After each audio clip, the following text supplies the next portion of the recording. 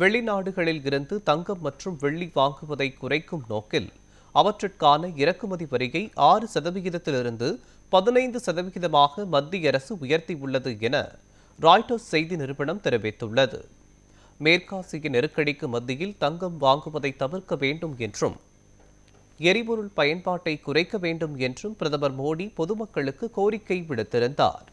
இந்த நிலையில் வெளிநாடுகளில் இருந்து தங்கம் மற்றும் வெள்ளி வாங்குவதை குறைக்கும் நோக்கில் அவற்றிற்கான இறக்குமதி வரியை 6%-இலிருந்து 15%-ஆக மத்திய அரசு உயர்த்தியுள்ளது என ராய்ட்டர்ஸ் செய்தி நிறுவனம் தெரிவித்துள்ளது. தங்கம் வெள்ளி மீதான அதிக இறக்குமதி வரி விதிப்புகள் தேவையை குறைத்து இந்தியாவின் வர்த்தக பற்றாக்குறையை கட்டுப்படுத்த உதவுவதோடு ரூபாய்க்கு ஆதரவளிக்கவும் செய்யும் என்று எதிர்பார்க்கப்படுகிறது.